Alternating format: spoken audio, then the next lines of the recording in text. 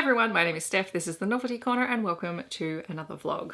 I'm doing my very brief opening because I'm filming and it is the Love in the Night Readathon weekend and I'm so excited. So I'm going to be vlogging this. I haven't really set a specific TBR. I'm literally going to mood read the hell out of this weekend.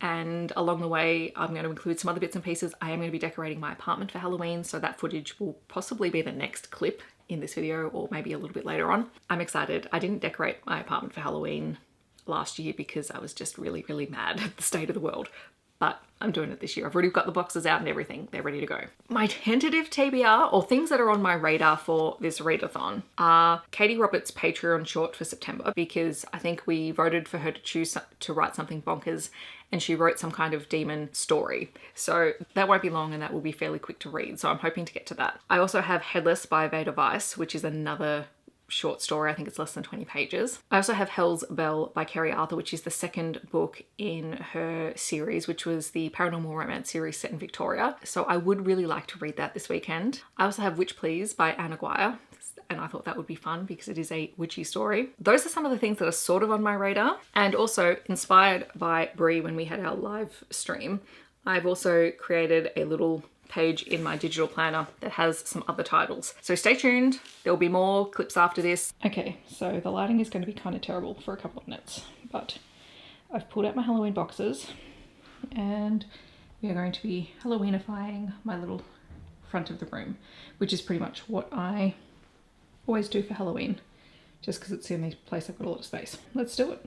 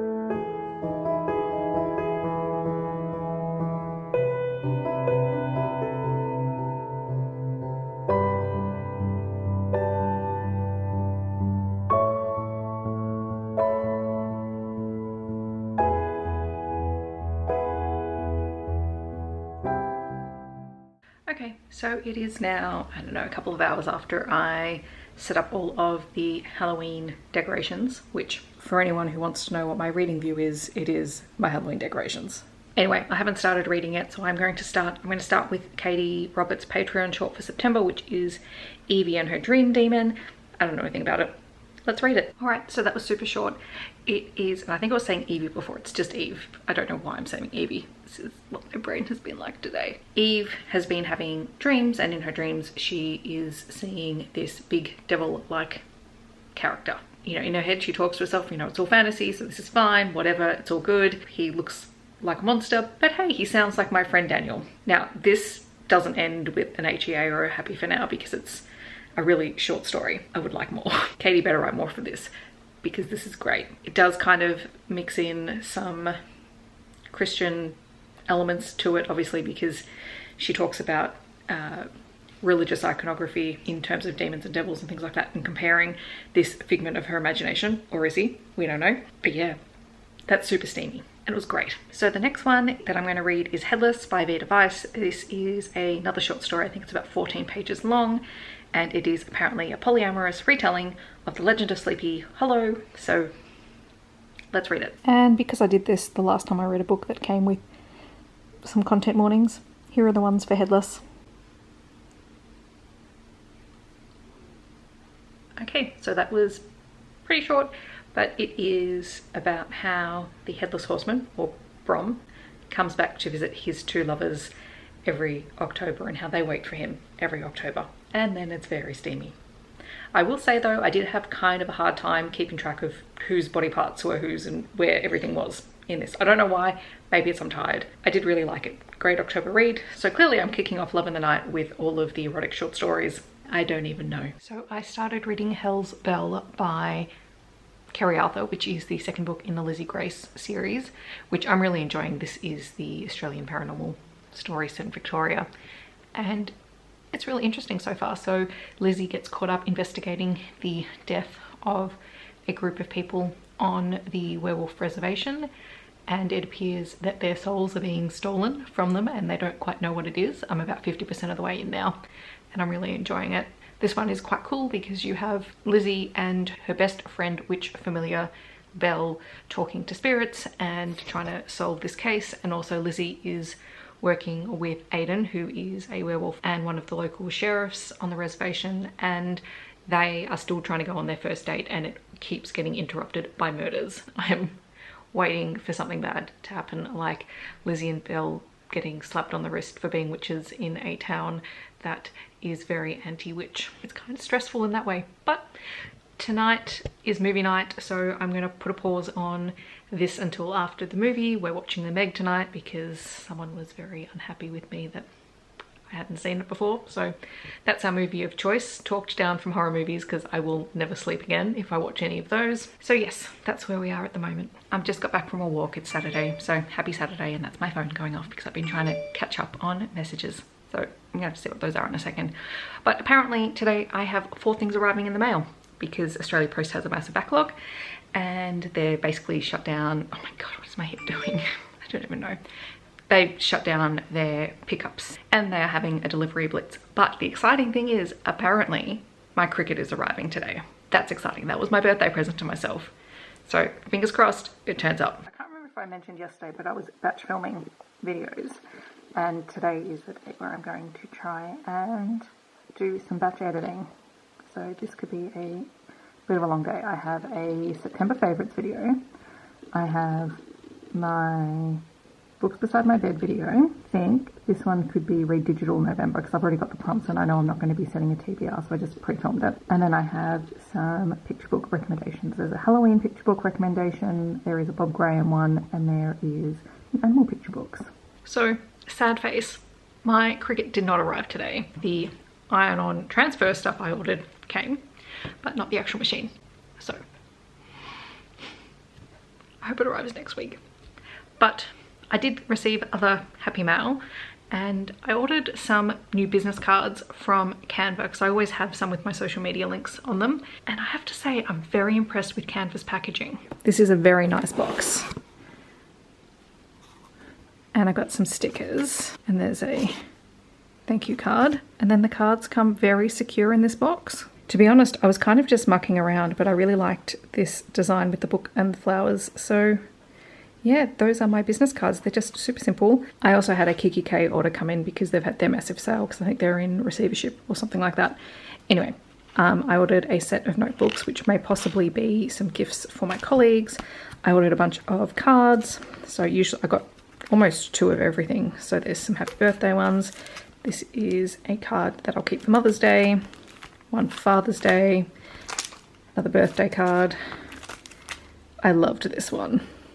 So I've got 2 of those, 2 of these peach hearts, 2 of the teal hearts. I ordered from Kiki K was this compendium, which is iPad size, but I mean my iPad won't fit in here because it has a giant cover. but I thought this is actually quite a good size for a notebook and things like that for work. Heaps of pockets, zips. So whenever I need to throw things into one of my bags, you know, this is a relatively good size. Okay, so I have finished editing all the videos that I filmed yesterday. I've just put the laundry on, so I'm sorry, that's really loud. But I am about to sit down and start doing some reading, and I think I'm just gonna, you know, do the go big or go home sort of choosing of books and read A Lady of Rooksgrave Manor. I don't know how I feel about this, so we shall see. Hi guys, I just realized I never updated you last night when I finished reading A Lady of Rooksgrave Manor. So it is a reverse harem story featuring all kinds of couplings, lots of monsters, and it was kind of delightfully fun. Don't go into it expecting anything serious, and also it's a little long, but to be honest, I enjoyed the characters enough that didn't bother me so much. It's not one of my favorite reads of the year, but it was certainly an enjoyable one. It is the story of Esther, who is a housemaid, and the family that she works for can no longer afford to keep her, and so she needs to find other employment. And the doctor who visits the family that she works for often has noticed that she's been spying on some of the house inhabitants, and so he suggests that she might be interested in Rooksgrave Manor. They have their moment, and she thinks, okay, this would be great. And so she ends up going there. She ends up being employed as one of the ladies of Rooksgrave Manor, which is basically a safe place for monsters to come and find romantic partners. And the women who work there can have their choice of men, although Magdalene, who is in charge, tries to match the best people to each partner. And Esther, obviously being the very sexual creature that she is, she's human, but you know, she has a voracious appetite. She ends up with 5 men. And it was just really fun seeing the way that she tried to pull them all together so that they were a cohesive unit, because some of them are more alpha than others and don't play well with others, but she wants all of them and she won't take one over the other, so they have to sort of deal with their issues. So in this, if you don't want spoilers, I'll just put spoilers on the screen. You have a Dr. Jekyll, Mr. Hyde sort of character, you have the Invisible Man, you have a French pastry chef vampire, who is one of my favorites, you have a Sphinx, and you have a marble golem character. And then there's also sort of this mystery plot that goes through the story, which is fine and does a lot of setup for the second book. And the one thing that I kind of liked at the end was that there is enough self-awareness in the story where something happens to Rooksgrave Manor, and it forces everyone to question sort of what they're doing. And Magdalene actually makes the comment and says, well, it's time for a new era, and perhaps we need to get rid of this outdated idea of there only being ladies at Rooksgrave Manor and making it more of an equal opportunity thing, which I kind of liked. Yeah, I enjoyed it. It was very gothic in feel, but still felt modern enough that I enjoyed it. And also, I completely forgot to film the fact that we had a live show this weekend. I had the camera sitting in front of me, but I was too busy reading because I started reading The Blood King by Abigail Owen, which is the second book in the Inferno Rising series. It is the Dragon Shifter Phoenix series thing. I'm having fun with it. It's highly entertaining. This one follows Kazia's sister Skylar, and she is ending up in a mated relationship with Leyden, who is the Blue Clan King. Anyway, I'm enjoying it. I want to go back and finish it because that would be fun. That would be nice today to finish that off. Plus, I got a whole stack of other short recommendations from the live stream, so I've got plenty of things to fall back on. Okay, so apparently, even though today was beautiful outside, it has now decided to rain this evening, which is, you know, perfectly fine with me because I'm chilling out on the couch. But I did finish The Blood King by Abigail Owen. This was pretty fun, and it kind of enemies to lovers, fated mates, dragon shifters. The heroine in this one is Skylar. She is the sister of the first book's heroine, Kazia. In this one, Skylar sneaks into the Blue Clan, into the Blood King's sort of lair to try and get her sister back because she thinks that Kazia has been taken against her will to be mated with a dragon shifter. And then Leyden, you know, sees her and wants her because all the dragon shifter kings need and want a phoenix as their mate because, you know, power, prestige, etc. But Skylar's having none of that, and it's only because Kazia convinces her to stay, and then Leyden himself gives her a couple of options. And then they are forced to mate because of an impending attack by the big bad, and then things ensue. These are quite long, but they are entertaining enough, and I like the characters, so I enjoyed that. But now I think I'm going to start The Witch's Wolves by Ellie Mae McGregor, which I've had on my Kindle for ages. I think it's pretty short. I think it's like 55-ish pages long. And then I might read the book that Izzy was reading in the live show tonight, which was a gargoyle romance. So I don't know. And then I'm probably going to call that quits for tonight because I'm going to need to get things ready for work tomorrow. Been 2 weeks since I worked. I don't know where my head is. Okay, so I finished The Witch's Wolves and that was super sweet. So it is an MMF paranormal romance story. It's a Little Red Riding Hood retelling, and it is a monster romance novella, so be aware of that going into it. It is the story of Manor, who is running through the forest and she's trying to escape the wolves that she can hear, and she's been kicked out of her village and accused of being a witch because she's queer and sexually active, and that's not the done thing in this little village. And then she stumbles across Bastien and Amon in the forest, and at first she doesn't see them, they're just talking to her, and they reassure her before she actually physically sees them because they are werewolves. So they are men with the features of wolves. They don't shift backwards and forwards or anything like that. And they're happy in a relationship. They have a little cottage in the forest and she goes to live with them, and it is very, very sweet and very steamy and just lovely. So that was a delight. I think now what I'm going to read is Flesh and Stone, which is the monster romance novella that Izzy was reading during the reading sprints. It is by Emily Hemingway, I think. Hemingway. Oh my gosh, brain. And it is a gargoyle romance, which produced some very laugh-worthy moments in that reading sprint, but it's only 81 pages, so let's read that. Alright, so I just finished Flesh and Stone. Sorry if you can hear the heater on in the background, it's just a little bit chilly. And I enjoyed it. It was just fun and very easy to read. There are some questionable sizes of body parts in it, but you know, hey, it's a monster romance, so I love that monster romances are just grouped under, you know, paranormal romance at the moment because it's great. So it is the story of Thomas, who in the 1800s was chasing down a witch and she cursed him into a gargoyle. And then flash forward to the present day, and Hannah accidentally awakens him unintentionally, then takes him back to her apartment. It's kind of interesting because you kind of get the history, like for a short novella, there was a lot of it packed into a very short amount of pages. Could it have been developed a little bit more? Probably, but hey, it's definitely open to follow-up books, so I would not be opposed to that. I am going to get some work done and I will check in tomorrow and maybe read a couple of short books tomorrow night. If I can, I'll do some check-ins during the day. Alright, here's a quick check-in because I've just finished my first lot of meetings with the kids, so it's just nearly 10:30, but my Every Plate box arrived, which is a meal service that I'm trying for the first time because I'm just finding that I'm not eating properly at the moment, and this might just take the stress out of it. So this is what it looks like.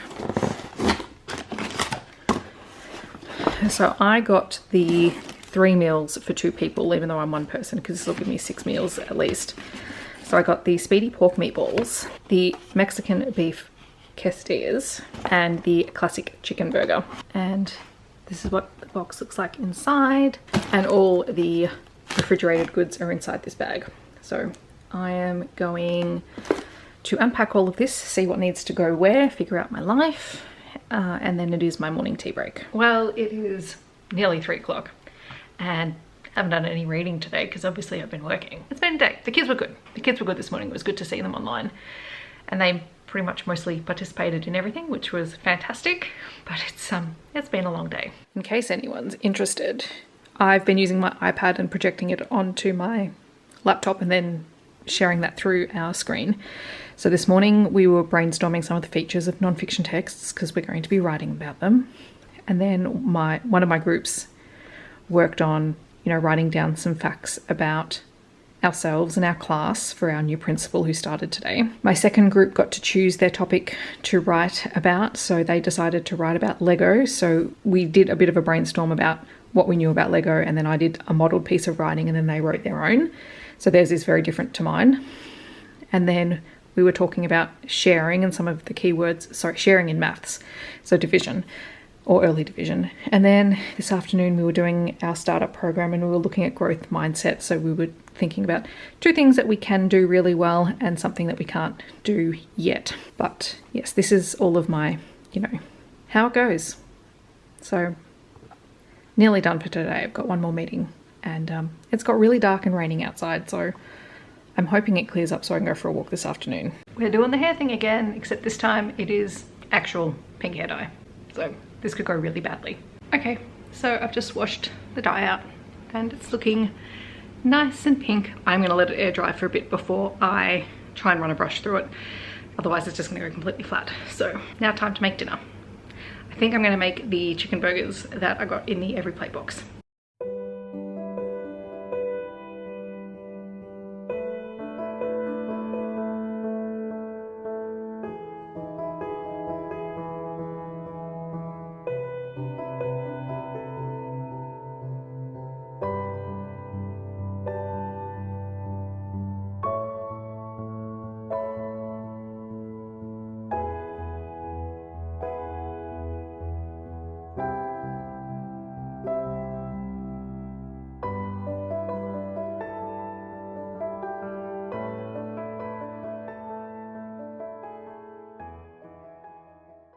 I figured the first night of back to school deserves some treats, and these are the shotgun strawberries that Stacey McGregor, who is a Australian model, and she's awesome.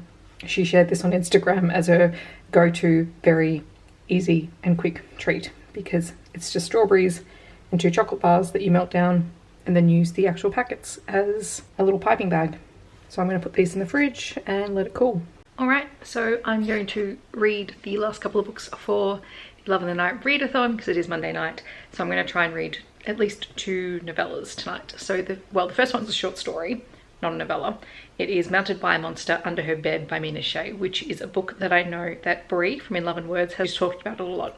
So this one is only 13 pages long. Let's see how it goes. Okay, so that was very weird. Basic premise is that there is an actual literal monster living under the bed of the main female character, Janie, and it's lived there her entire life, and she talks to it, and now that she's older and she tells it things that have gone wrong, it's very, very overprotective of her and, goes out to avenge her when things don't go her way, and the only way she can control him is through sex. And it's 13 pages long and it is very weird and yet very easily consumed. So yeah, there you go. There's another weird one to add to my list. Okay, so I think what I'm going to read next is actually a collection of Olivia Waite historical paranormal romance. I think it's called Happily Ever After Lives, and I was just looking at the summary because I suppose I should do that before I read books, and it apparently has 2 stories I think in it, one called Damned If You Do and one called Hell and Hellion, and this is only like 118 pages long, so this is kind of cool. I'm getting 2 stories for one. Okay, so in the first short story, Damned If You Do, it is set in 1815. It starts off in hell because Lord Lambourne has died and he has been assigned a demoness called Idared. I'm not entirely sure how you say it. Anyway, she's just got a promotion, so her job is the soul torturer of one soul, happens to be Lord Lambourne, and eventually they fall in love and they have a relationship, and then someone comes to rescue Lord Lambourne from hell and everything gets a little bit complicated. It was just kind of ridiculous and fun. And the person who comes to rescue him is the character in the second novella. So I'm going to read that one now and then let you know. All right, my friends, here are the strawberries. They look very tasty. All right, so I just finished the second story in the Happily Ever After Lives collection.